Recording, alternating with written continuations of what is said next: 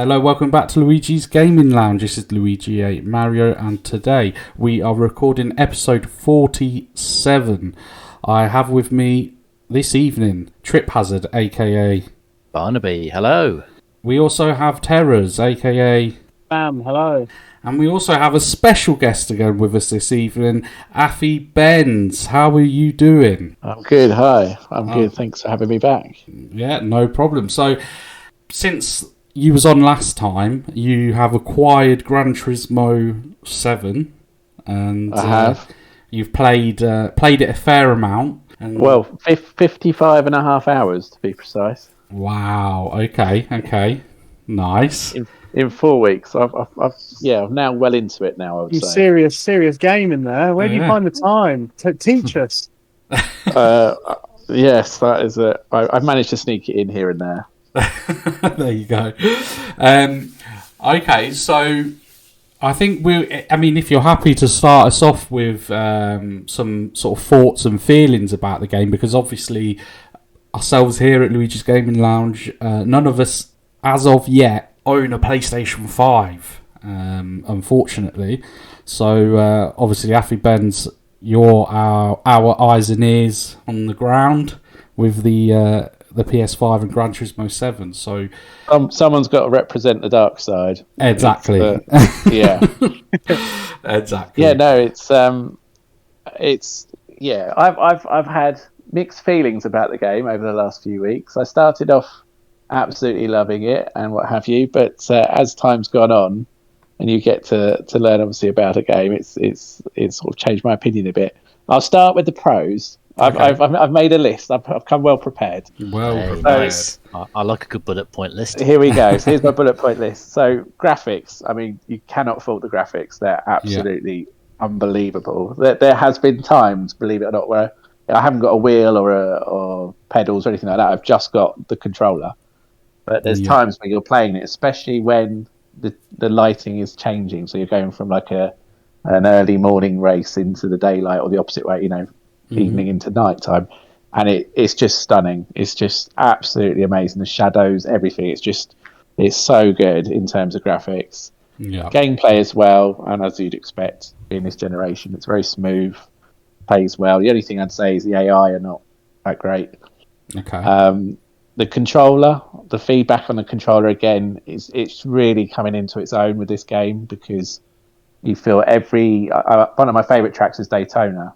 Yeah. And you go around on the infield and you can feel all the bumps. Like, just sometimes the bumps are a little bit bigger. You feel it, on your hands. It's just very clever how they do that. Yeah.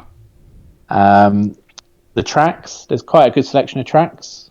You've got a wide variety. They've carried quite a few over from GT Sport. Okay. Another big thing, I think you talked about this before, was the used car market. That's back in this game. Obviously, we didn't have that in GT Sport. It was literally the online mode. Mm-hmm. So that's been a real pleasure, building up your car collection, spending your credits, and getting those. Yeah. Stop me if I'm going too far, because I've got another few yet. No, keep going. The photo mode. Now, I don't know if you remember. I don't know if they had it in some of the older Gran Turismos, but I've taken some. I think I've sent them to you. I've taken some stills from replays. Okay. And I've been left quite, it's quite shocking how clear these pictures are, how clear the pictures are in terms of, they just look real, some of them. Some of the times I've done it. Yeah. I think... sorry. Yeah, I was just going to say, I think photo mode in games now, it's becoming a very popular feature. You're seeing it being added to... not just sort of racing games, but adventure games and things as well, And it seems to be something that people do like to dabble in, bring out that inner photographer. So is that you've been enjoying that? Well, it's quite surprising how much time you can waste trying to take a still shot of a replay of your car going around Le Mans, trying to get the perfect angle with the sunset behind it and all this kind of stuff. I've probably wasted out of those 55 hours, probably 10 hours doing that. Why not? If it brings you joy, why not? Yeah. You should get one of those, expanded and put onto a canvas. Yeah, I could do. My wife's always saying to me, "What on earth are you doing? What are you doing?" You should I'm like, surprise her one day. Try to take a picture. One day I'll take you there. You know. Do you know what? Our partners who say aren't gamers, people out there, people out there listening as well, partners that aren't gamers, they just don't understand that, we have a hobby that we absolutely love, and, they just don't seem to understand. Just take no notice. Keep playing your games. Enjoy. It keeps me off the streets doing drugs. Exactly. Exactly. The other things I like, I've just briefly mentioned. So the livery editor, when you go through. So, the premise of the game is you've got a new thing called cafe mode. Yeah. Or the GT cafe. So basically, it's how you build up your cappuccino? collection of games. And unfortunately not. There's no. I love cappuccino, but they don't sell that. It's basically they only sell like Nissan Skylines and things like that. So you have to go and do races against AI to get your cars and build them up. So I think there's about 35 to 40 different challenges which I've completed, and once you completed that, it opens up a few more tracks. So I thought that was, at first I thought, it's a little bit too easy to get your cars, whereas before it was quite a challenge to build up the credits to get them on the older games. With this one, it felt like they were throwing them at you pretty quick, but in the end, once you'd done a few of those cafe mode stories, it was, or collections I should say, it's actually quite rewarded in the end. Nice. Then the other mode you've got is GT Sport, which is basically the GT Sport game from before, as a sideline. So that's where you got your 3 on daily races that you can do that change each sort of every 7 days or so. Right. So that's that's just a sideline to the whole rest of the game. So the size of the game is so much bigger than the last one, as you'd expect. Yeah. I'm loving the car tuning. Car tuning's easy, when and I'm going back to sort of the older game that I'm thinking of would be GT. What was the one on PS2? Gran Turismo 3 and 4. Yeah, I think it was 4 I had. So I always used to find tuning quite hard, and I used to over-tune the cars to a point where they were undrivable. Oh, okay. So I never got into the tuning and tweaking side of that, because whenever a game offers that, I just normally go with the default settings or make the most basic adjustments possible. I haven't mastered it, because there's people online, you can tell they're doing it properly because they're tuning the car for a specific track. I'm not doing that. Wow. I either whack a great big spoiler on it and play around with the livery, or you might see how much brake horsepower you can get out of one car, but it's quite easy to do it on this one. It's quite easy to switch between different types of exhaust and all this kind of business. Yeah. There are I have got a few cons to the game that have come out as I've played it. Now, the first one's been in the news quite a lot, is the whole business around microtransactions. Yes. Yeah. I do not understand why they sell a game for £70 and then you've got, obviously, the cars rather than earn them, which is the way I like to play. We're old school. I would imagine you're probably the same. Yeah. But you have to buy them, and obviously when I've looked it up, there's one car on there that's 18 million credits. Wow. Now I've been playing for that many hours, and I've got 85 cars out of 425, playing 55 hours. So to get the full 425, I would probably have to play for another 20 years, I reckon, to get that far. Wow. That's ridiculous. I'm guessing you can actually buy in-game currency. Yes. But one of the cars, which is 18 million credits, I think it worked out is about £40. Wow, just for an in-game car. vehicle. So 70 quid RRP plus 40 quid for a car in-game. It's crazy. They need to sort that, because I just don't know how they can justify that, to be honest. Yeah. I think that's part of a lot of the negative reviews that have been going around the internet. It's all because of, or at least majority because of microtransactions. They did do a big update, which meant that the reward you got for some of the online races was less. And then they increased the cost of some of the cars. They were uproar. So they took a bad problem and made it worse. Yeah, made it worse. Then week before last, it went offline for 30 hours. and then it came back online, and they reduced the cost of some of the cars again, increased the reward again back to how it was before, I think, or slightly better, and then rewarded everyone with 1 million credits as a way of saying sorry. I did see that, yeah. Yeah, I read about that. Yeah, how did that feel as a player? Well, I managed to buy one car with that 1 million, so I wasn't fussed about it going there offline. That's like 6 months shaved off the total completion time. Then it could be. It could be 6 months. When you say it went offline, I'm guessing then the Gran Turismo 7 is an always online game. Yes, another thing on my cons. A live service game, as they're known. Again, it just seems in this day and age, it seems crazy that you can't play a game offline. Yeah, there are arcade modes on there that I'm not a big fan of. But you would think there should be a way that you can at least start. What are the online essential features then that make it an online only game essentially? What does it? Is it constantly? No, I think it's that. It's just constantly connected to like the Gran Turismo servers. So once that connection breaks, you can't actually play even like the single player career mode, basically. Yeah. Is there a particular reason for that though? Not one that's. No, they're just being dickish. That's the one. Yeah, it would seem that way. And I think they've been a bit lazy in the way they've advertised 425 cars, but I'd say probably a good 350 of them have come straight off GT Sport, but upscaled and made nice in 4K. There aren't that many new cars, I would say a bit, but there are, but they're not as many as I would have hoped. It's a little bit disappointing considering the initial price.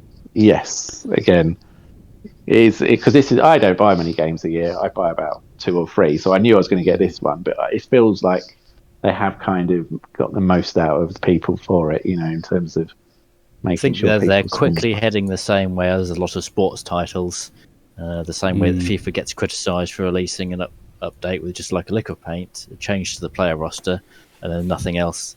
And I think that Gran Turismo could very well be heading into the same trap, and it looks like the reviews are indicating that. But the thing is, I mean, really it shouldn't be, because Gran Turismo isn't a yearly release or sort of alternate year release game.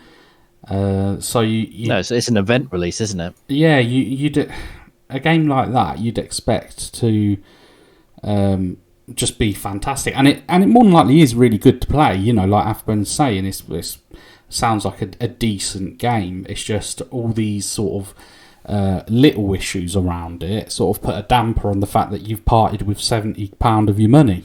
Which, £70 is a lot of money to part with, especially these days. But yeah, I mean, is there anything else on your con list, Afibbens? I've got the matchmaking for online, because you've got GT Sport where you've got the 3 daily races, but there's another mode where you've got multiplayer. So basically, it's where people have created a game, created their own lobby where you can join. I've found that particularly frustrating. I've been playing a lot of that this week. And I'd join a lobby with, I don't know, some random Italians or something. No offence to Italy, I love it. And then you wait around for 20 minutes. We don't like random Italians around here. No. Oh, yeah, sorry, Luigi.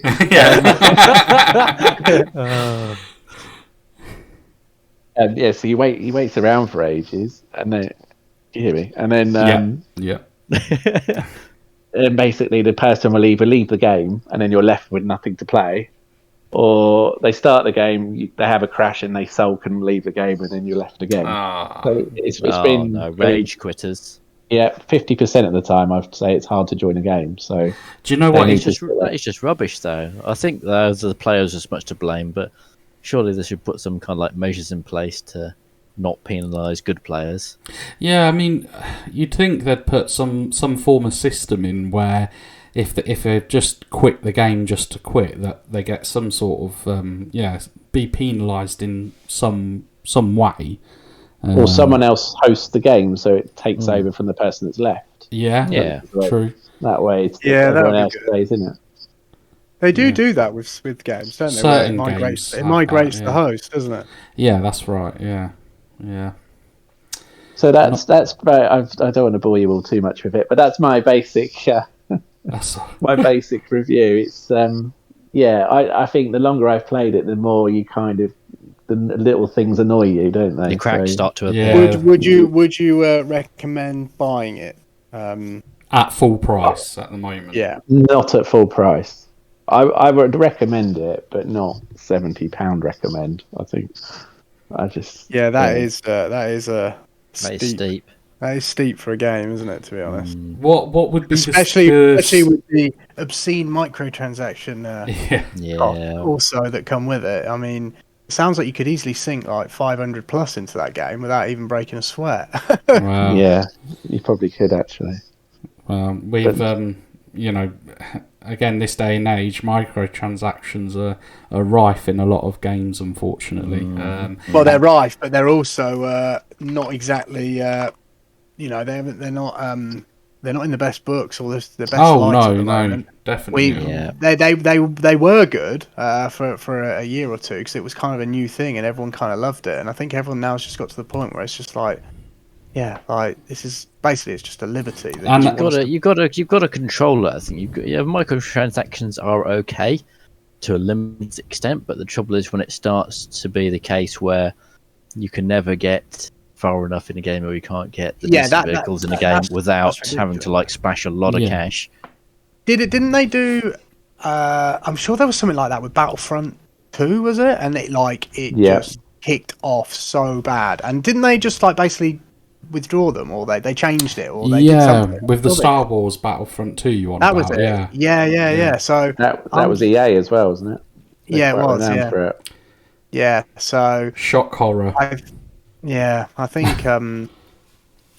think it sounds like a good game, a solid game. But when I'm playing, when you're actually in a race, I think as a game in itself, without all those problems, I know it's easy to say that a game with no problems is really good, but when you're actually in a game and you're playing and you're in that moment of racing, I think it's the best racing game I've played in terms of gameplay.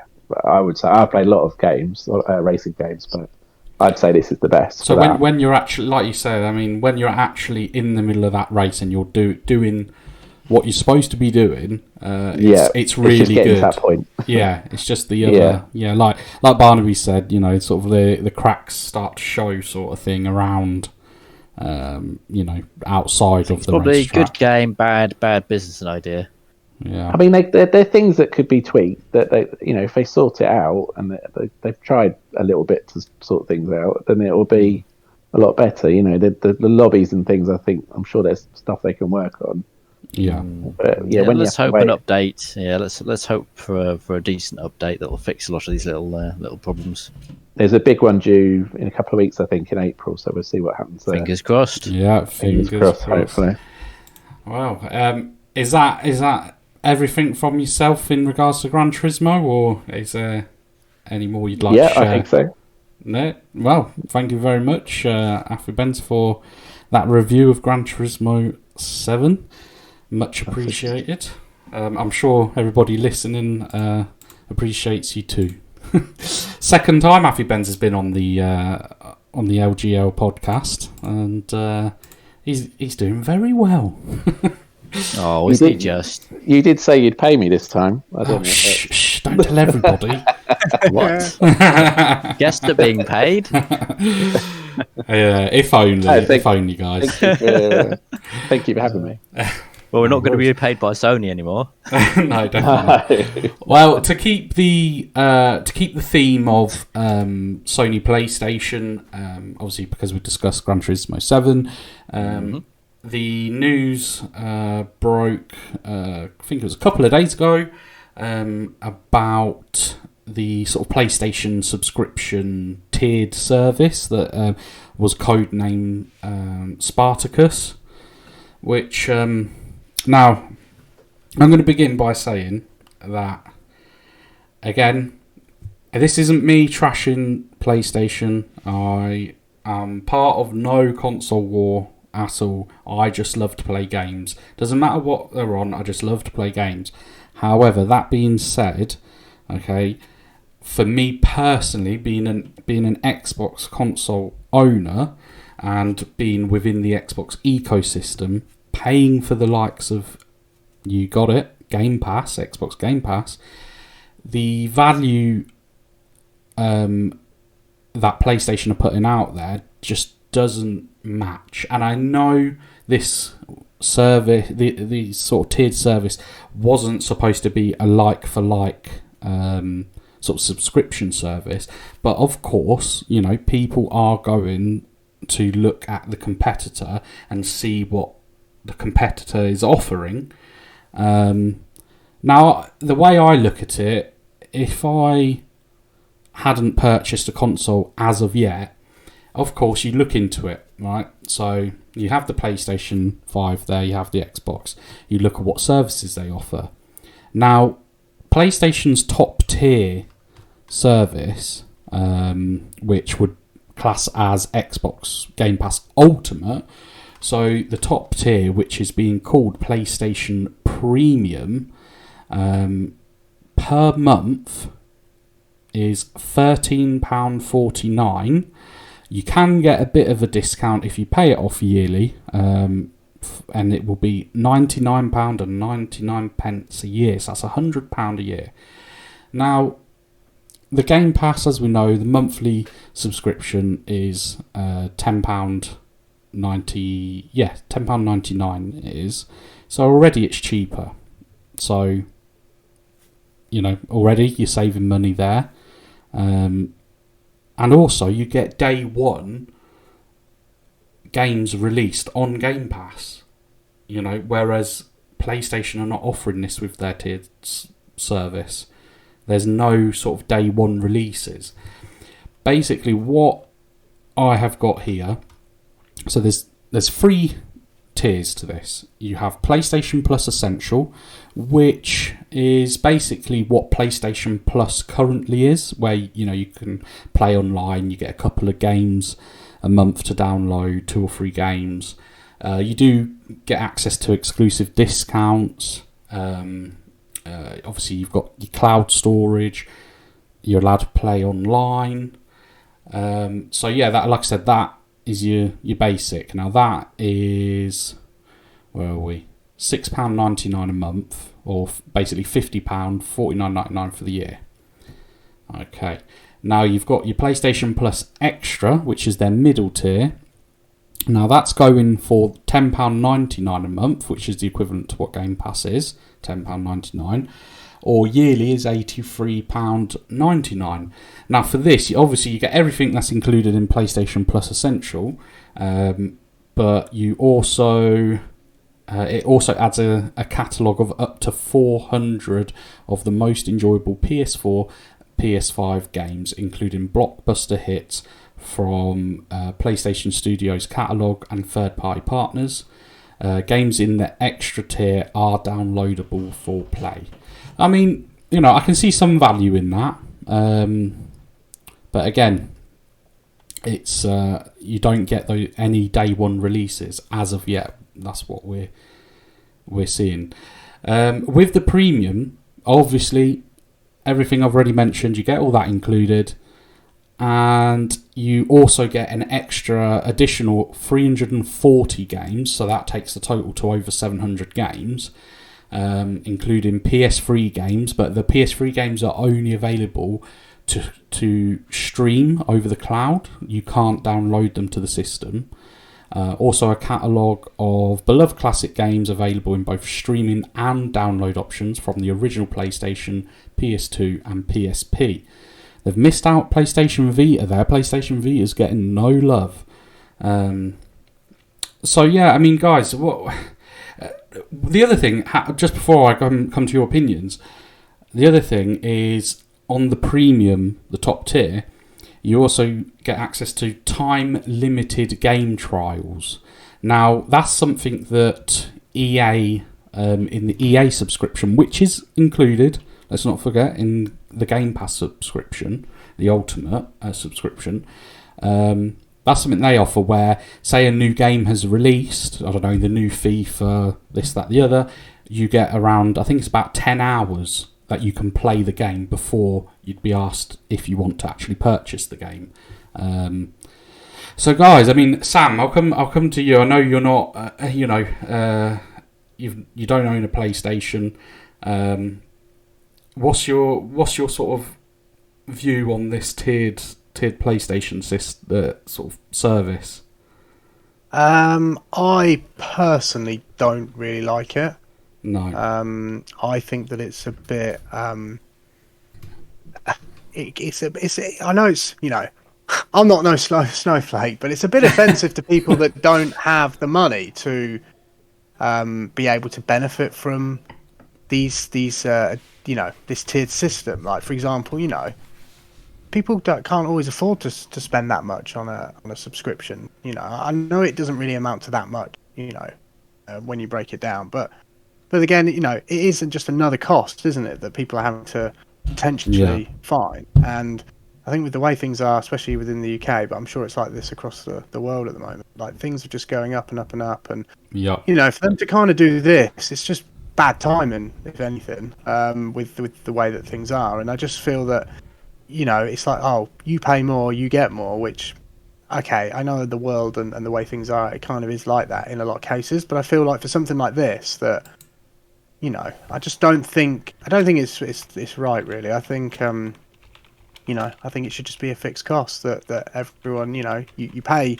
to sign up online, and I feel like everyone should be equally able to benefit from the services, regardless of whether you're paying more or less. I think that it's, they should have probably just found a happy medium with it and just been like, right, the price of the subscription's just going up and that's just it, rather than just like have a tiered system that basically just, I know when you look at what you get, it's not bad value as such, but it's just, I just don't know. I just don't think I don't like it. Yeah, no, I do get what you're saying. I think one of the big things online that a lot of people are saying is that they feel like there shouldn't be a middle tier, so that basically just have the basic, which is so that you can play online, you can download your 2 or 3 PlayStation Plus games. Because in a sense, if you do that, and then offer like what the equivalent of the top tier plan is, then it is just, it's either that or that. It's not. Yeah. I mean, it's nothing new. Like, it's been, companies have been doing this for years now. It's nothing new. It's nothing like out of the unexpected to have this like tiered system, I suppose. Like. Yeah. They even do it with games, don't they? By the standard, premium, or deluxe edition. That's right. Yeah. Like, you want to spend more, you get more. Like, and again, for me, I just also feel like that's just unnecessary. But it's just companies being greedy at the end of the day. And yeah, I think there shouldn't really be a middle tier. I agree with you on that, but I just also feel that there just shouldn't be any tiers, in my opinion. You should just, I understand things have got. Prices of things go up, and due to whether it be inflation or whatever. I get that. I'm not saying that they've done this for that reason, but I'm just saying that things do go up. So why not just the monthly cost slightly and have everyone, you basically, if you want to play online, it costs this much. This is it. You pay, you can play. Again, I also think that's, I don't know. I think it's also a bit of a. I feel like if you buy a console, you should be entitled to... Like you said, I think they should have a basic one, but I think it should be free, personally. I don't think you should be paying... I think you should have a basic online access, where basically all you get is you can play online, and that's pretty much as far as that goes. You can join a party, chat to your friends, send messages, and you can... and play online, like I say. And that should be free. Then you should have, basically, an online... premium pass or an online pass, whatever, which entitles you to the rest of the stuff. And that's it. Then you can either choose. I don't have to pay, but I can still play. I've just spent £500 on my PlayStation. But by the way, you've got to spend another £100 a year to play like the games. And do you know what I mean? It just, I think it should be in my opinion, you should have a free service which is very basic, but it does allow you to do the basic things: send messages, chat to your friends, play online. Done. Yeah. Then you should have a subscription. You pay for it. You unlock all this stuff, or whatever it might be. You have access to multiple games, and then it's worth it because at the end of the day, you don't mind paying, like, say, whatever it might be, a year to access all these games. And I'm not saying that it's a rip-off in the sense of when you break it all down. If you play regularly enough, you are going to get more than your money's worth out of that. But I feel like they're just kind of like, it's just not necessary. Corporate greed. That's my opinion.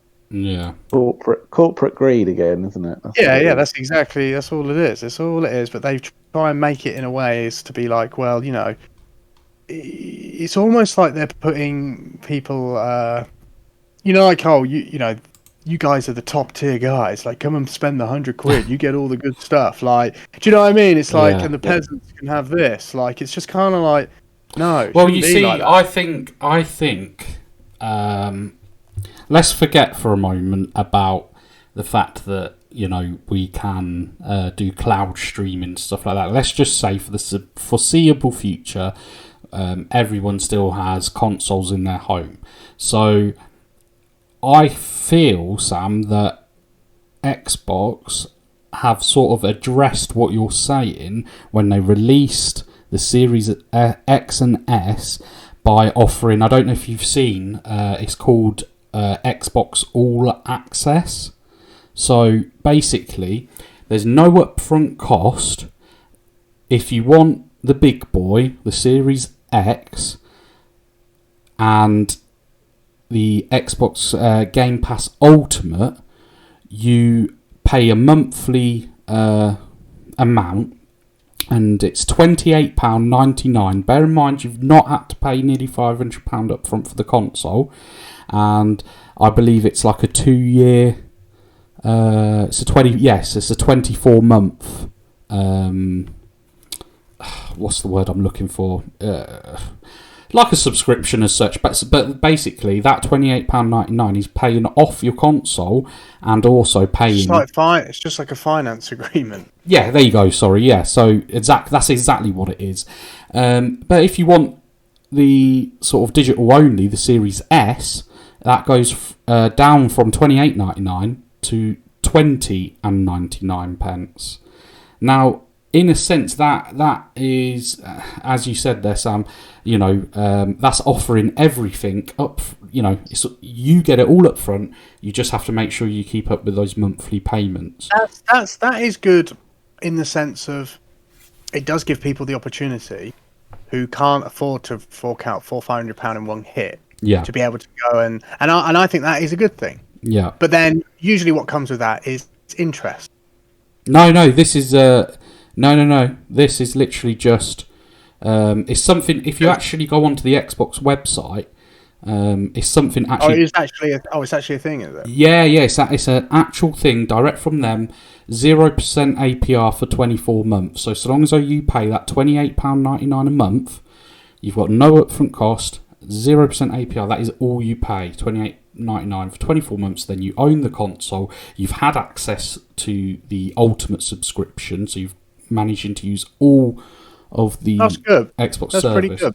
You know, and like as you said, you know, families out there that can't fork that money up front, but can afford to pay that monthly amount.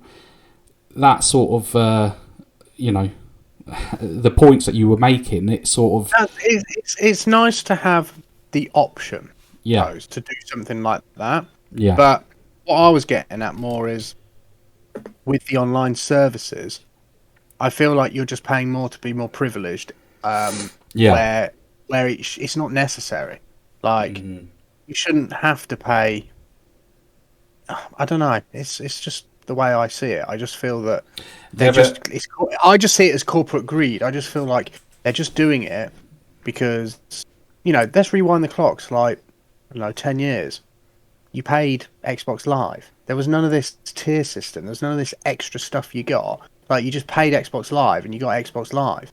Like, and then if you go back even further, you didn't even pay anything. Like, do you know what I mean? So it's just over the years, just more greed, and then just more. And now they're basically doing it. Oh, we know that not everyone can afford to pay this much money.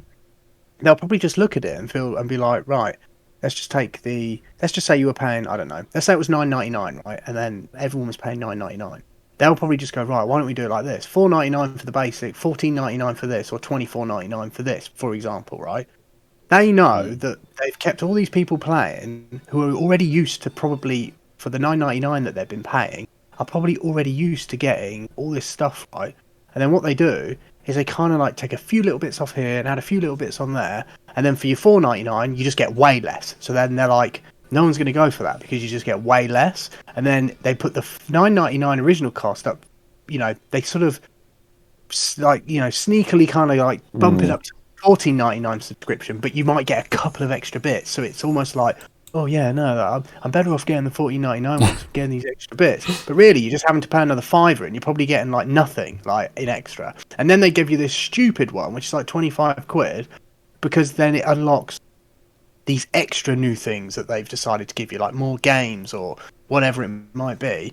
And then they're just absolutely coining it in, and it's just like, yeah, you're just pulling the wool over everyone's eyes, really, with the whole tier system. Well, that's my issue with the PlayStation tier system that obviously we found out about a couple of days ago, is that in actual fact none of it is new. What they've really done there is they've merged PlayStation Plus and PlayStation Now together in the same package, and just split it into tiers. That's all they've done, really.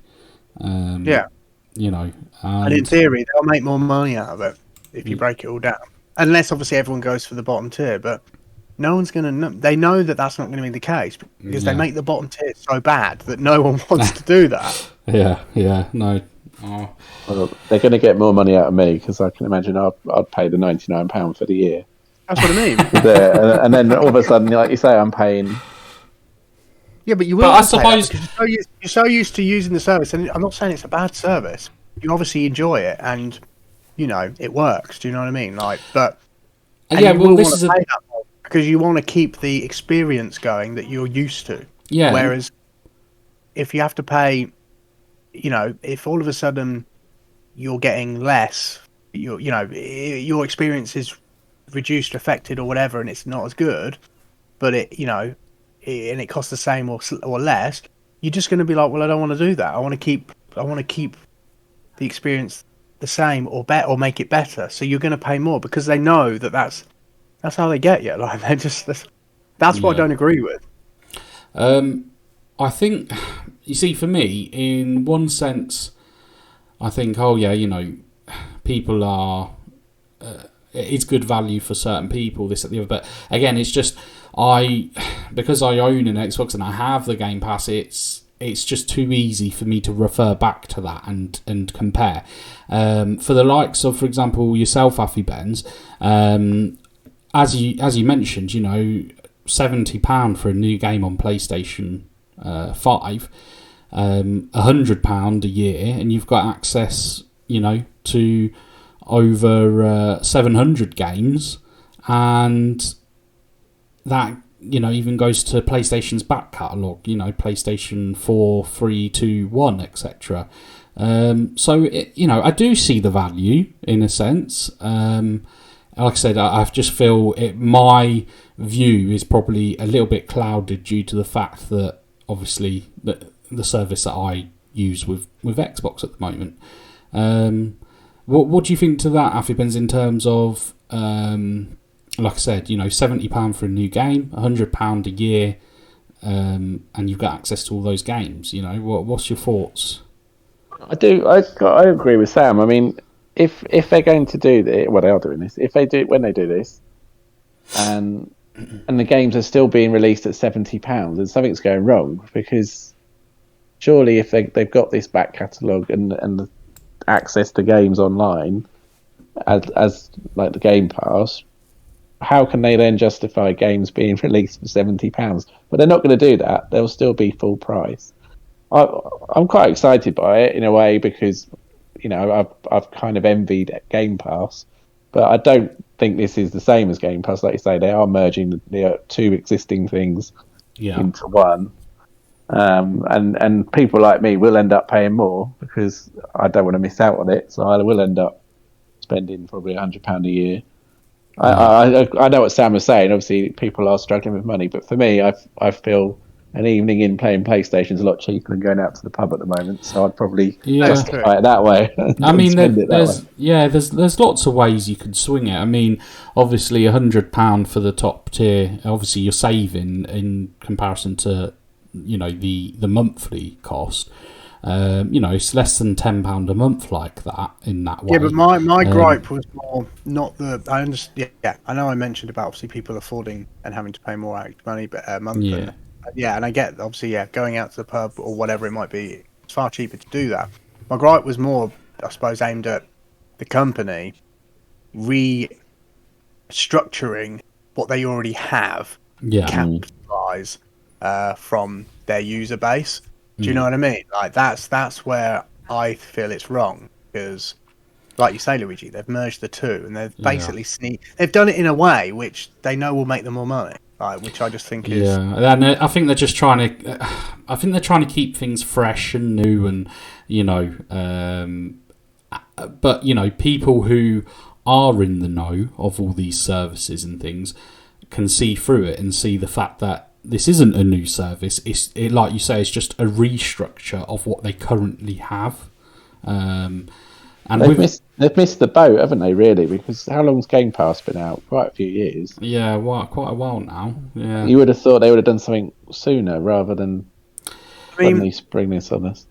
I mean, when you look at Game Pass again, quite expensive overall, and but at the same time, if I look back and think the amount of money that I used to spend on games, for example, yes, they've got residual value, and I can trade those back in.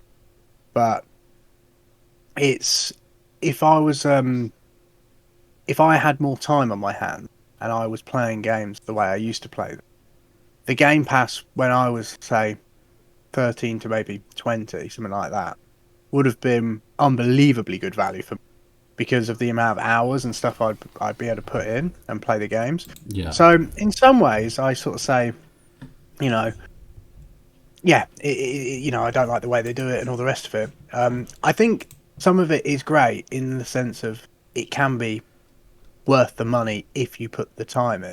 But I think it's more of a case of just over the years they've done it in such a way that they're just doing it for gain, for profitable gain. Yeah, and made out they're doing it to help the user, but I just don't really see it that way as much. But I don't know. I don't play as much as I used to, and to be honest, I don't have the PlayStation, and I don't even use the Xbox anymore. So I suppose for me, my point is kind of not irrelevant, but it's I'm probably not the best one to gauge the.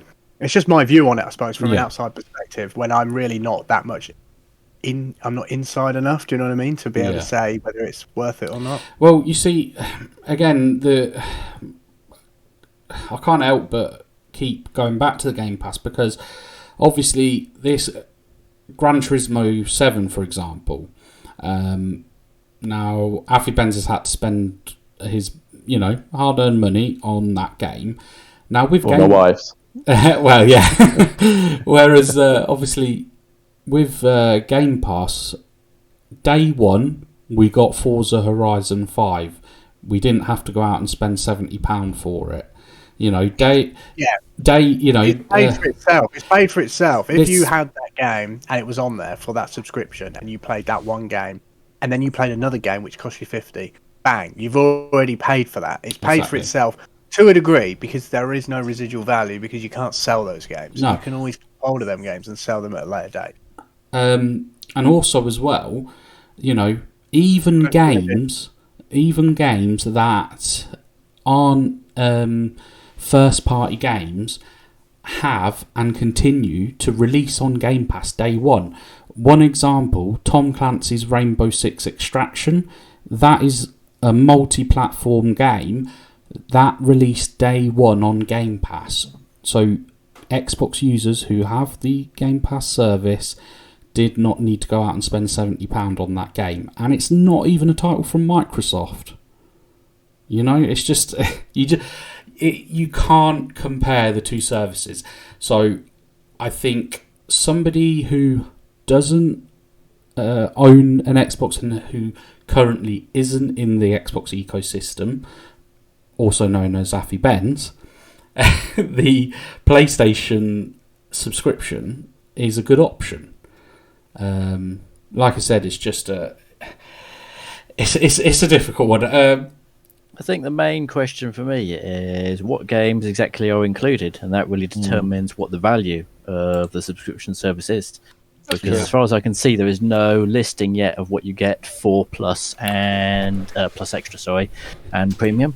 Yeah, well, I'm assuming Premium will just when we've got the full listing, we can actually determine whether that's a good value or not. But without the listing, it's just guesswork. And also, my understanding is a lot of the older generations, PlayStation 1 to PlayStation 3 games will be offered via emulation. Not PlayStation 3. PlayStation 3's cloud only. Yeah, but it'll be emulated server side, won't it? I don't think they're going to be running on actual PS3 hardware, are they? Wow, you never know. So the quality of the emulation and the games available, that would really determine the value for me. Yeah, also I think they need to at least even out the disparity between Plus Extra, which is the same price as Game Pass Ultimate, and include cloud streaming in that. And also need to get cloud based streaming available on every device, not just console and PC. You see, what they've been very clever here, because what they've actually done, I've just realised, because my PlayStation Now, because I did have a PlayStation Now subscription for the whole year, I got a really good deal on it. I think I only paid like £35 for 12 months. That gave me access to those like over 700 games on PlayStation Now. So what they've done, the middle tier, which is the PlayStation Plus Extra, I've just realised what they've done. They've taken the games from PlayStation Now, so they've taken the PS4 and PS5 games, and so they equate up to 400 titles. So then what they're doing, they're halting the other games that you would usually get included in PlayStation Now, which is the back catalogue of PlayStation 3, 2 and 1, and they're only including those in the premium. You see, whereas before you could just pay for PlayStation Now and you would get all over 700 games included. So this is PlayStation Now excluding PlayStation Plus? No. So what do you mean? Can you have Now without Plus?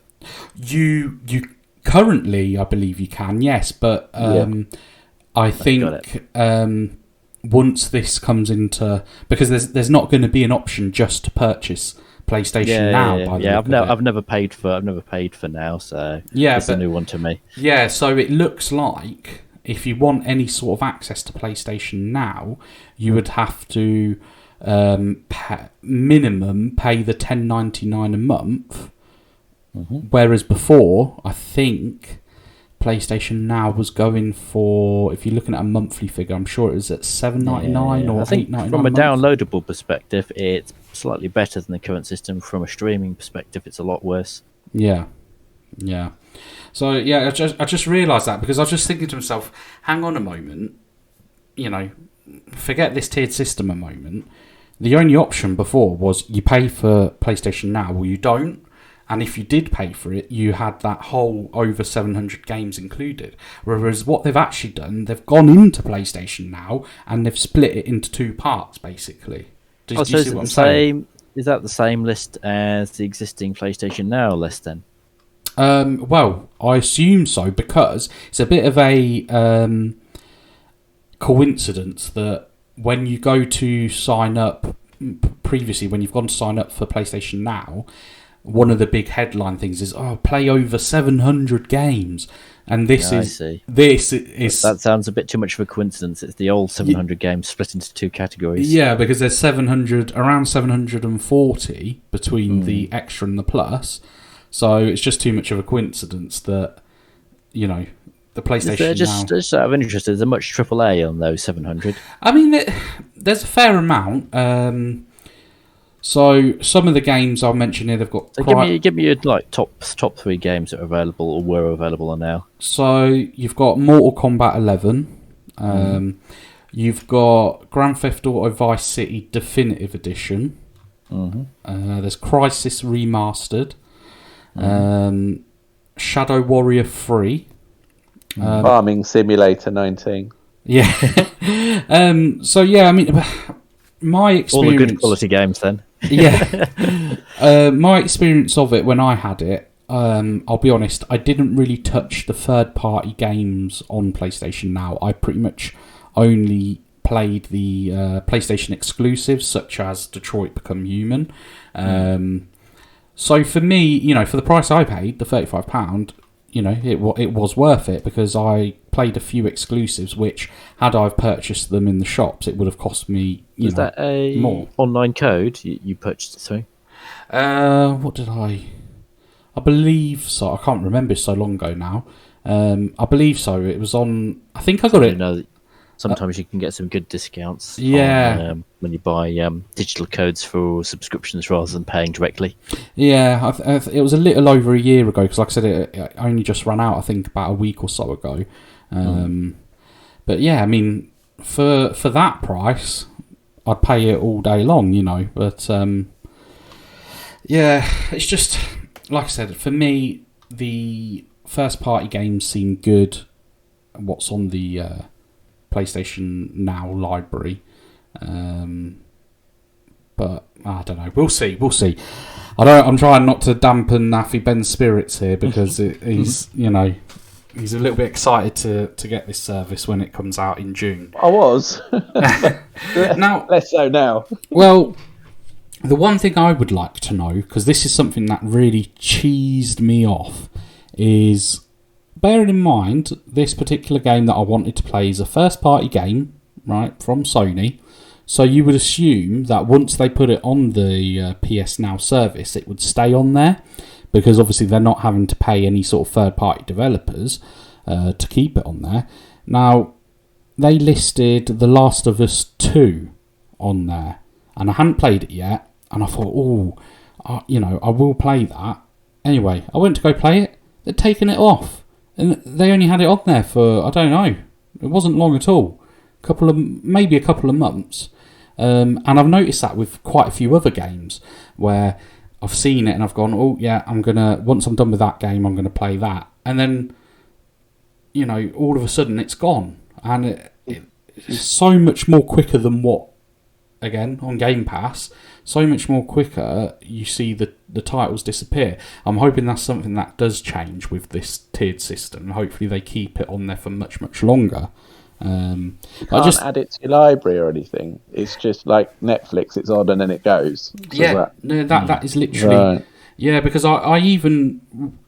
Yeah, it's not like the free games that you get with the Plus, where you can download them at your leisure. Yeah, that's fine. Because I did actually download The Last of Us 2 when it was on the PlayStation Now service. I downloaded it to the console, ready for me to play. And then when I was ready to go and play it, it had a padlock on it, which basically meant that it wasn't available for me to play. So I went and checked on the service, and sure enough, it wasn't listed anymore. So that was a big.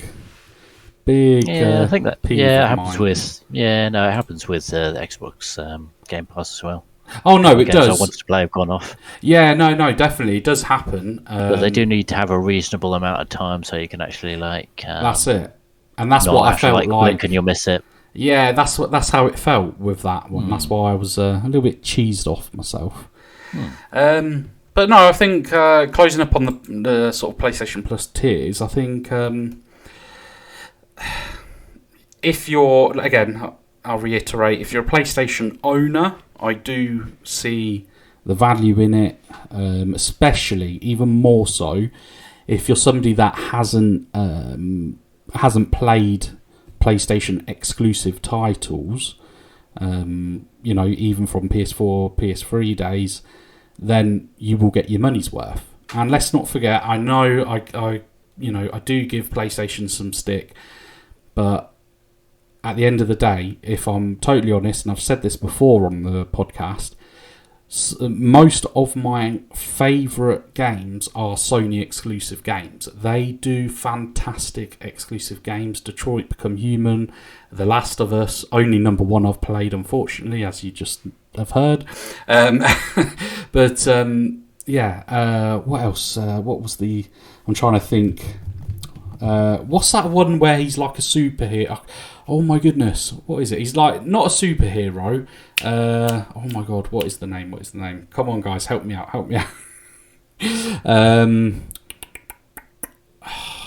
We're playing Guess the Game. Oh my goodness, my brain has gone blank. Give us a few more clues. I've just got Spider-Man in my head. No, nothing like that. It's a Sony exclusive. Let's have a look. I'm going to kick myself once I find out the name. Detroit Become Human, though. I think I played that at your recommendation, Luigi. I really like that you game. Did, yeah. Yeah. Oh, yeah, I remember. Sorry, you did. Because you did message me, didn't you, saying... It's not too long either, because I don't have... Well, I say I don't have long. I've played 50 hours of Gran Turismo, but I don't always have that much time to play a game, and that one was quite good in the story. It was a lot of story, wasn't it? But yes, yeah. There's so many alternate endings or storylines in it. It was, it was very good. Absolutely brilliant game in my opinion. I agree. The game, the franchise of game that I was talking about is Infamous. If you haven't played Infamous Second Son, I think it might be free for you to download, Afibbens. Quite possibly. I was just thinking it might be Infamous. Yeah, Infamous Second Son. Absolutely brilliant. I loved that game so much. And in actual fact, my son recently tried it out, and he has a love for it, just like I did when I played it.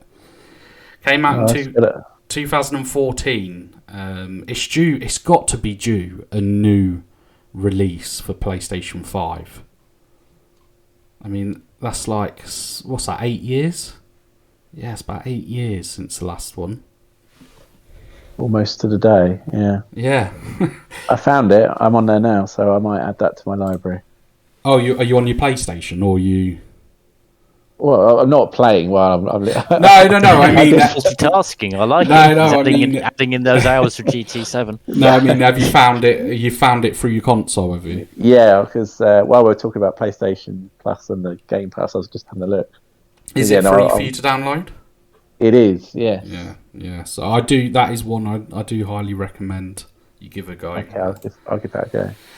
Yeah, so is there anything else you guys want to discuss before we go on to our weekly segment? Don't all talk at once. Oh, no, I'm good. All good. Yeah, all good? No.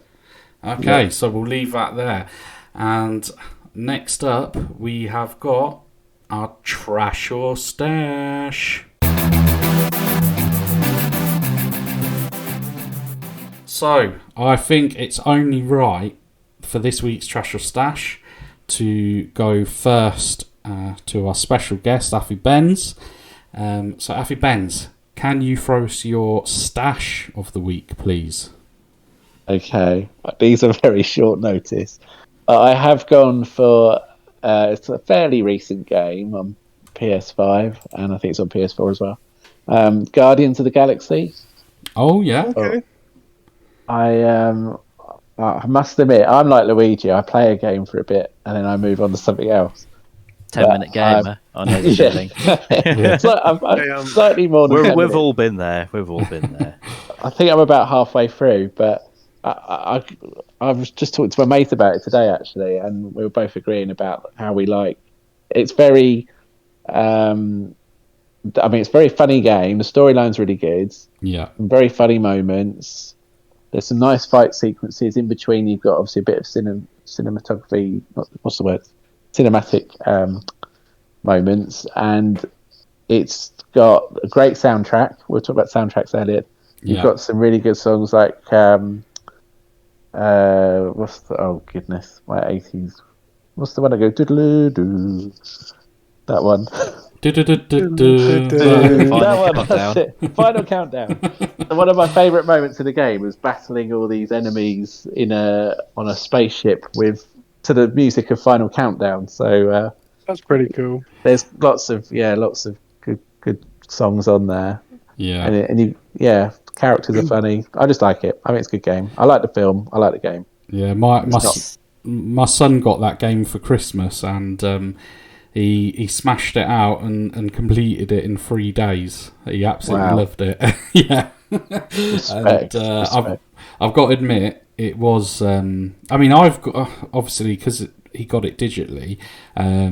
It has been sat there on my console for quite some time, and I've not given it the time of day yet. I did see when he was playing it did seem really cool. So yeah, I may have to check that out for myself. So thank you for your stash, Afibbens. Okay. Barnaby, would you like to chuck us your stash? I would indeed, yeah. So I've gone for 2 first-person games. Not necessarily first-person shooters, as you'll realise from my first selection. Mm-hmm. But I've picked Portal 2, specifically on the Xbox 360, but obviously available on lots of other platforms as well. Really good game, really good sequel as well. Slightly different team to the original Portal. I really loved the first Portal game. I thought it was amazing. Mm-hmm. Absolutely mind-blowing what they did with the first-person genre, because primarily first-person games had always been shoot-em-ups, but they kind of took it away from the shoot-em-up and made it much more cerebral. It was almost purely a puzzle game. A little bit of reflexes involved, but very cerebral. A short game, the original, but Portal 2, they massively expanded on it, and right from the start, it grabs you because you're like playing through the eyes of Chell again. And the cast as well is fantastic. Got Stephen Merchant, J.K. Simmons, and Eileen McLean from the first game. So the voice cast is absolutely brilliant, and they had a lot of character and humour. It's kind of got a dark sense of humour as well. And it also the puzzles are quite different from the first game as well. So using a lot of your old skills if you're returning to Portal 2 after Portal 1. But there's also stuff that I'd be completely stumped, but it does all kind of make a sense. There are a few less well-designed areas, I think. So the original Portal is probably still the better game, but Portal 2 is definitely up there. And one of the best new features as well is the 2-player co-op mode, which gives you an entirely new set of puzzles that have to be completed, and that is great fun when you're playing with a friend. And I believe it's split screen as well, so you don't even need to get 2 consoles running to play it. You can actually play it split screen as well, I believe. Good old split screen. Really cool. Really cool, yeah. So definitely high up my recommendations. And even though it's an old game now, it was released back in 2011, it is still a cracking good game. Very nice, very nice. Unfortunately, Portal games are ones that I have never played. Luigi, we've got to sort you out. We're going to have an intervention. You would actually really like them, Luigi. Yeah, they're very good. I know that they are well loved, both games, first and second. It's just they're just games that never sort of cross my path, if that makes sense. They're not ones that have ever been in my line of sight, really. But yeah, no, thank you for your stash, Barnaby. Thank you. Sam, can we have your stash, please? You certainly can. So my stash goes back to the Nintendo 64 days. Liking it already. Yeah, the game I've gone for is Diddy Kong Racing. I see. I don't know if any of you guys played it, but I played it a lot when I was a child, and I played it a fair bit. Yeah, I played it. A fair bit. It was a solid racing game, in my opinion. The best racing game on the Nintendo 64, even better than Mario Kart 64. Wow. Don't get me wrong, Mario Kart 64 was a great game, but Diddy Kong Racing was better, in my opinion. And reason for that was it was an open world, because obviously, there's only so much open world you can have on N64 with its limited, capability at the time. But for the time that it was out, it was a decent. You say that it's probably the best console for streaming because it relied on cartridge rather than disc. Sorry to interrupt, but for open world, it probably is the best system out of that generation. Yeah, that's what I'm saying. For its time, it was open, like it was good. You know what I mean? Really good. Yeah. But in today's standards of what we class as open world, it's quite small. Yeah, of course. Right now, but it was an open world adventure game. Basically, there's a pig who's the boss called the big boss, basically the main bad guy called Whizpig, and he just comes to basically rain down and cause chaos amongst all the basically I can't remember the name of the actual island that you're on, if you know what I mean. It's like a huge island kind of thing that you're on, and I can't remember the name of the island, to be honest. But basically, Whizpig comes and he just causes a load of trouble for everyone, and you basically travel to different areas within the game, and you have to collect balloons. And you collect these balloons. They're either hidden around the world, or you get them by winning races. So effectively, you get these balloons. You get like the first balloon. I think you just kind of pick it up almost straight away, and that enables you to go through. You go into the first world. And when you go into the first world, there's different doors that you have to enter, and each door has a number on it, which is indicated by the amount of balloons that you need to enter that door. So, the first race, you need one balloon. So I might have that wrong. Again, this has been so long since I played it. You might not even need a balloon to go into the first one, but let's just say, I think you might need one. But yeah, you go in, you race. When you win, you've got to win the race as well, and then you get the balloon. You collect more balloons and you progress through the game, and you're able to obviously race in not just in a car, but you get there's other vehicles as well. So you get hovercraft, which is for water-based, tracks, and then you get an aeroplane, which is also based, obviously for different tracks that they've made within the game, and each track is obviously you benefit from using a particular vehicle for, and then once you in each world, there's always a boss. So you then have to race a boss. It's not the easiest. It's not like the most challenging game in terms of like it's really, really hard, but it's not really easy either. There are some challenging bits. And then once you beat the boss, you then have to go back and repeat all the races again and do what they call the silver coin challenge, and you go through it all. And then really, sorry, like a new game plus. Yeah, kind of thing. Yeah, and there's a battle mode as well, and you also have to do that within the main adventure. So there's quite a lot. There was a lot of content in it for its time and for what it was, and it was kind of one of the first open world racing kind of adventure games that had been made to this kind on this kind of level. And to be honest with you, I don't really think there's been much since that you can compare it to. Like, it's quite a unique racing game in a lot of ways. And yeah, you progress through it, and if you collect all the balloons, you have to do. There's loads of other bits you can do, but then once you collect all the balloons, I think there's 47 in total from memory, and you defeat the last boss. You collect basically when you beat one of the bosses, you get like a piece of this. They call it the amulet, and it lights up the pig's face, which is this huge stone statue of Whizpig's face in the main world. When you collect all 4 pieces from beating all 4 bosses, the mouth opens. You go into the mouth and you race Whizpig. And when you beat him, you think the game's over, but it's not, because you kind of basically have to collect everything, and then you can go into space. Like, you go to this, there's like a lighthouse, and it turns into a rocket, and you end up going into space, and you have to fight Whizpig again for the last time. So it's a few little secrets in there, a few little Easter eggs, and yeah, just overall, it's just a really solid game. Like, I think, really good memories, as a child playing it. And then once you've done all that, you completed the whole game. You then unlock Adventure 2, and basically Adventure 2 is the whole game all again, but mirrored. So all the tracks are mirrored, everything's just mirrored, which for replay value is good. And obviously when you're a kid and you manage to do that, you're like, oh my god, I've unlocked Adventure 2. Like, what is this? Because back then you didn't really have you wouldn't just be able to go on the internet and look. And do you know what I mean? The only time you're ever going to know about these things was looking in a magazine or a guide, and I very rarely pick those up. So when you're unlocking and finding all this stuff out, especially as a kid, you're like literally it's like the best thing ever. Do you know what I mean? You feel like you're one of the only few people in the world that's managed to do it. Do you know what I mean? At the time, yeah. So yeah, really solid game. Highly recommended. I'm sure people that if I mention it, anyone who's played it will tell you straight away that it's an absolutely amazing game. And anyone who's not seen it, if you can't play it, I'd certainly go and have a look on YouTube and have a look at some videos. It might not look obviously that great by today's standards, but it was a solid game back then, and I think it holds up pretty good in today's, comparison to today's stuff.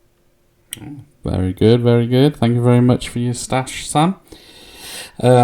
So my stash for the week. I was struggling thinking. I did mention to the guys earlier.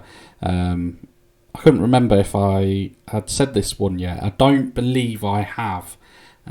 So my stash of the week is a PlayStation 2 exclusive game, The Getaway.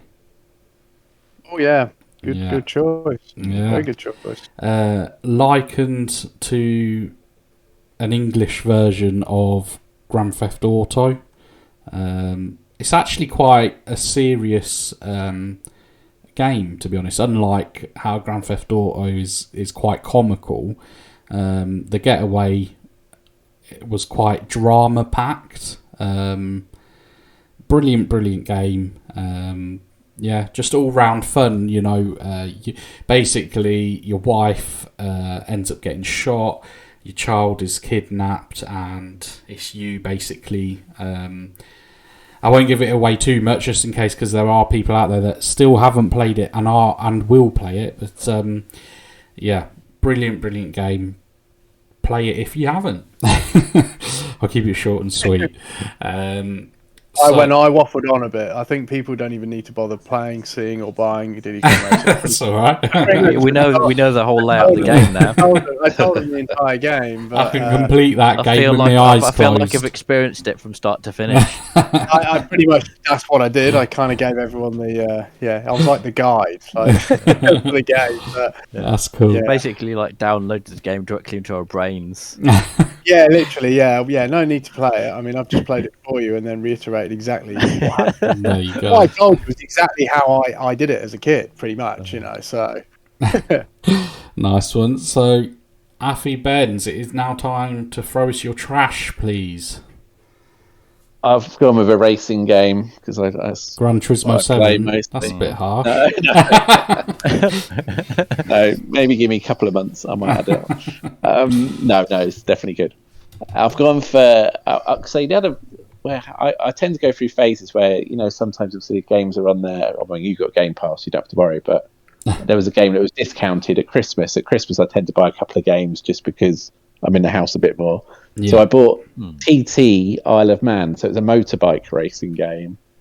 And oh my goodness, I think it's possibly the hardest game I've ever tried to play. I'm used to driving cars on games, not motorbikes, but it should be manageable and handling wise, you should be able to at least drive it around a corner or ride it around a corner. And every time I got to a corner, I just came off and crashed. It was just wow. They just made it so difficult. I'd quickly stopped playing that. It infuriated you, did it? It to the point, I luckily only paid about £4 for it. So the point where it ended up in his trash. Yeah, not a good game. All right, so there's better motorbike ones out there. You recommend people stay away from that game? Yeah, don't buy it. Yeah, fair enough. Thank you very much for your trash. Now, Barnaby, can we have your trash, please? Yeah, it's probably going to be controversial, but it's definitely themed. Sorry? I said, don't worry, mine is. That's all right. I don't mind a little bit of controversy. So same developer as Portal 2.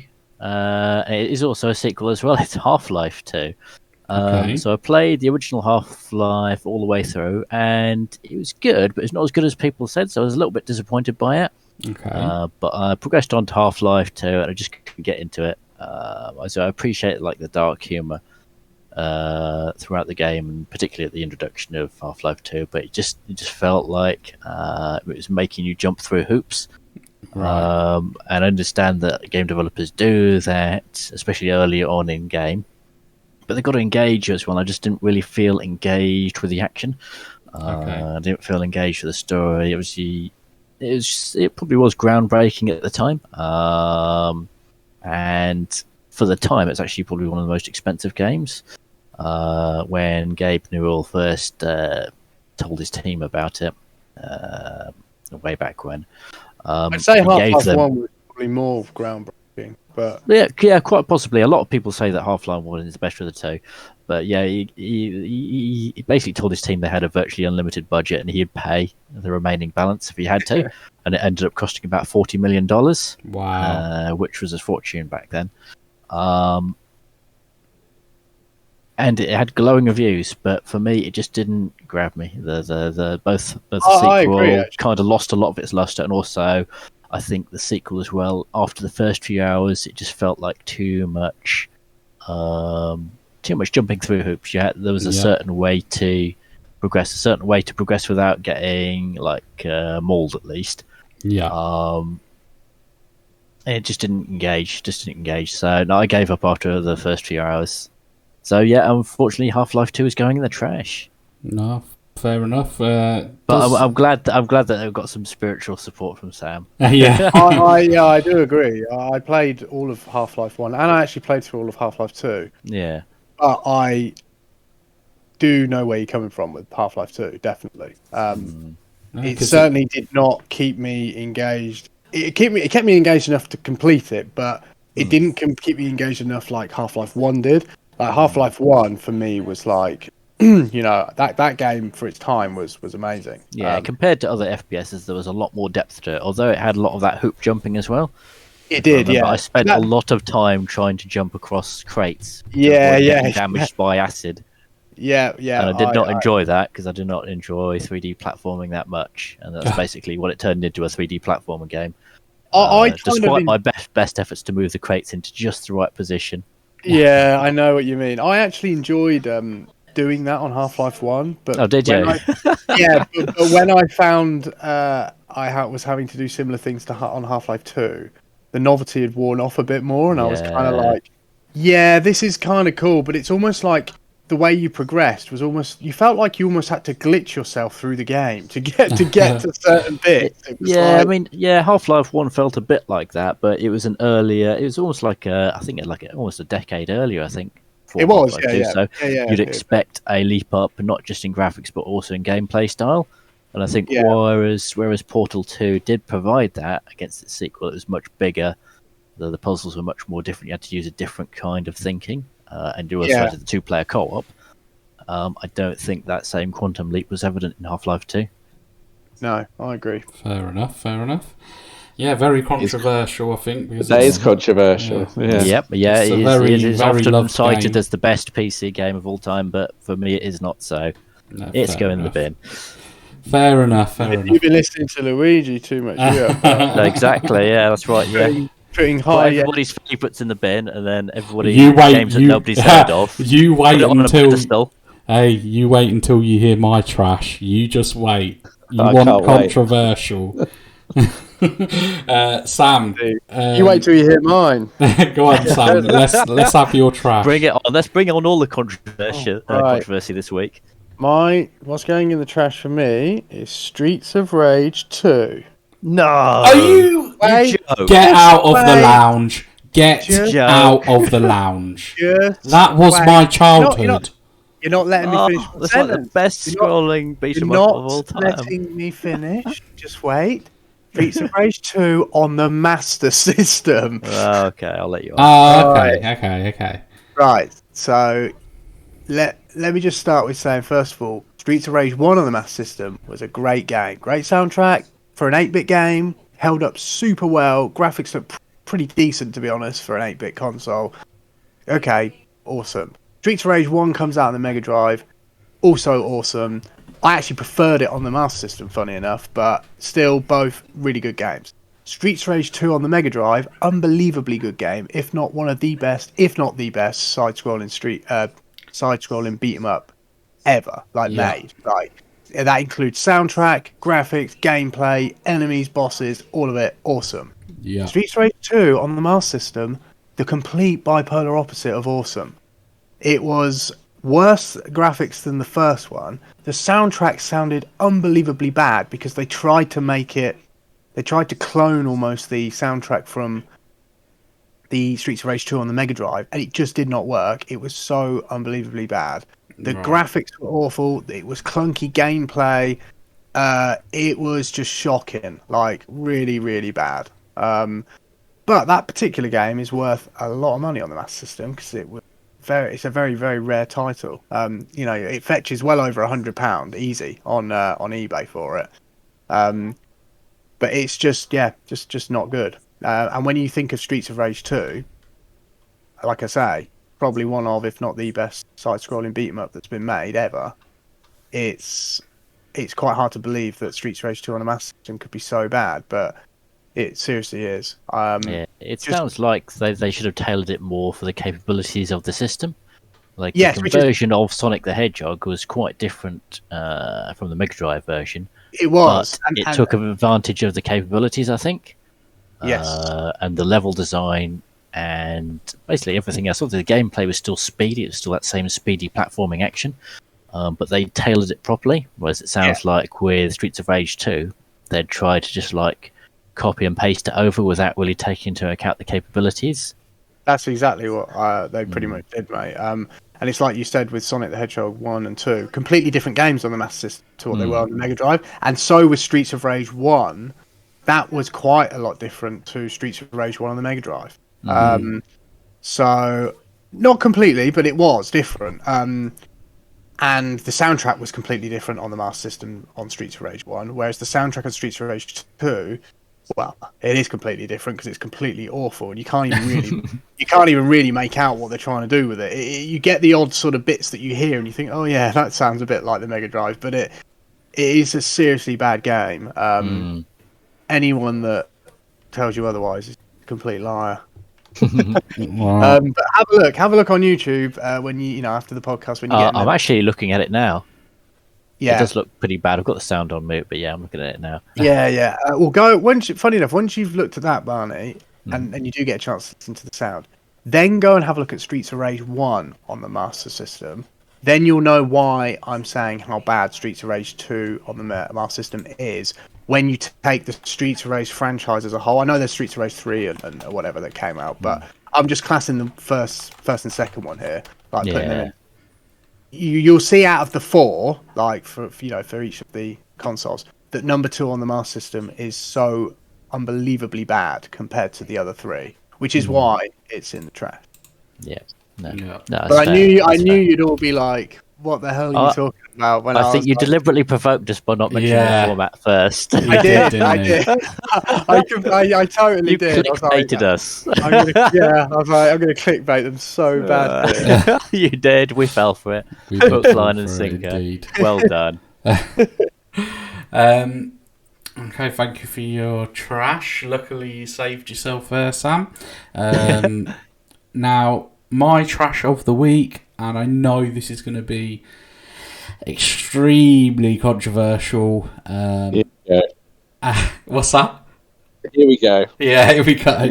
I don't think you're going to be able to save yourself in the way I did, but go ahead. I'm not going to save myself. I'm literally throwing myself to the wolves with this. Now, bear in mind, I understand a lot of people are going to, a lot of people love this game, this franchise. However, for me personally, it's not the type of game that I enjoy. And that is, I'm not just doing a game, I'm doing the franchise here. That I'm trashing. I'm trashing the whole franchise. Wow, big guns. You ready for it? It is Final Fantasy. Oh my god. They are all going in my trash. Every single one? Every single... I mean, I've not played every single one, but... Oh, cheating. Put it this way. We haven't even played any of them, I don't think. I think he's just watched something online and just... No. Okay, so go on then. What's your first Final Fantasy experience? I remember the very first Final Fantasy experience I was in... What was I in? I must have been in year... The delays are coming in while he Googles whatever. No. I'm trying to think what age I was. I must have been around year 4 at school. I went round my friend Robert's house, and he had I can't remember which Final Fantasy it was. What format? It was on PlayStation 1. Narrows it down a bit. The cutscenes looked awesome at the time, but then the actual gameplay was very sort of like 2D gameplay. So I'm not sure which one that would be.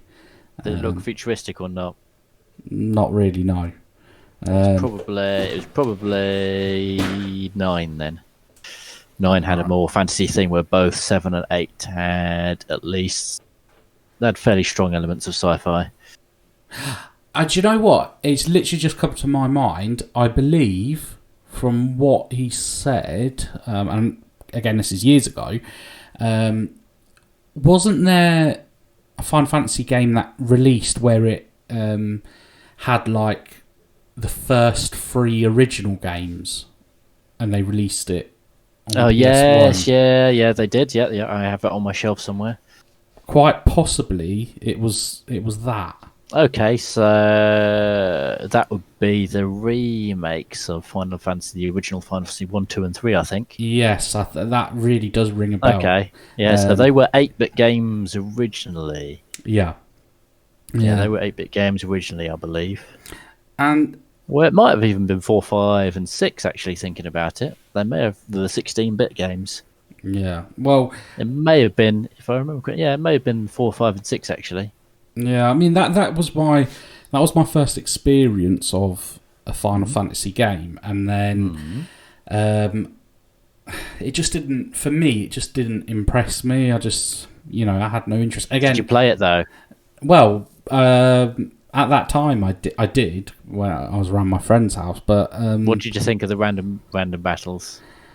To be honest with you, my memory of the game itself isn't that vivid. I just, I think you're not really selling it. You're not really selling it, Luigi. No, I think my mind's just sort of blanked it all out because it just thought it was absolute it was trash. That bad. I was just like, what is this rubbish? Literally, if you put your best Final Fantasy game in front of my face, or you put SpongeBob SquarePants Bikini Bottom game, I'm going to choose the SpongeBob game because I've not got. Well, we know you like your bargain basement classics. I have got no time for Final Fantasy. I'm sorry, guys. No, it's just not my cup of tea. I dislike the random battles. I don't mind the games themselves, but the battles do get tedious. So they could probably cut out a good 75% of the combat, and it would be a better game in my opinion. Okay. So I agree in that respect. Well, see, this is the thing. I'm not stupid enough to think that it's a bad game. It's obviously not. The franchise itself wouldn't be going for as long as it does if it was a bad game. Again, the whole trash or stash segment is our own personal preferences. For me, my own personal preference, Final Fantasy is not a franchise that I want to put my time into. So yeah, I apologise. They are a time sink. I've stopped playing them. Yeah. 8 was good. 9 was probably good, but I didn't really buy into the character design compared to the previous games. But quite like Final Fantasy 3, which was originally on Nintendo. 4, 5, and 6 I haven't really played properly.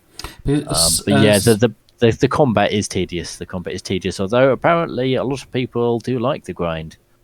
Well, Final Gradually Fantasy, I think it's 7 is held in quite high regard. Am I right in saying that? 7, 8, and 9 all are. Oh, 7, 8, and 9. Okay, fair enough. There's some controversy. 7 tends to come out on top. 8, I think, is the better game overall because it's more consistent art style, and it's got a more coherent story, I think. 7 was a bit incoherent. 9 had a fairly coherent story, but it had a kind of cutesy character design, which I wasn't that keen on. Okay. And I think as well, I'm more bought into the combat system in 8, I think. But it's fair enough now. I wouldn't. Generally speaking, I don't play Final Fantasy games nowadays because they are a time sink. Too much grinding. Well, yeah. So, I mean, that's my my trash of the week. Unfortunately, like I say, no offense to people out there. I know it's a well-loved franchise, but yeah. No, thank you guys very much for sharing your trashes and your stashes. Very good selection of games there, and we're going to wrap up in just a moment. But thank you to Afibbens for providing your review of Gran Turismo 7, much appreciated, and it's been great. Can I just say thanks again for having me, but also I was wrong. Oh, you're cutting out. It is. We lost you there. We lost you there. No. Can you hear me now? Yeah. Oh, yeah. I was just saying thank you for having me, but I was just also saying that I looked up how much the 18 million credit car would actually cost you £144. Oh, goodness. I've just looked it up on the PlayStation. Straight in the trash. Oh my but goodness. Yes, I'm fairly sure if you looked hard enough, you could buy an actual car for that amount of money. Yeah. I actually have a Peugeot for sale for less than that if you're interested. it is classed as a complete write-off, but you know, it's real. Yeah, it's real. Yeah. It's not digital. No, fair enough. But yeah, like I said, thank you very much for your review of the Gran Turismo 7. No worries. It's been great having you on, and like I said, we kept it relevant with discussing the PlayStation tiers as well. Finishing off with Trash or Stash again, and don't forget, guys, if you would like to talk to us, send us an email, let us know what you think to our choices, or give Afibbens some feedback on his Gran Turismo 7 review. You can do that by emailing us at luigisgaminglounge@gmail.com. That's luigisgaminglounge@gmail.com. That is episode 47, all done and dusted. We will see you next week with episode 48. Thank you for listening, and thank you guys, Afibbens, Barnaby, Sam, for being here with me this evening. And yeah, other than that, take care, stay safe.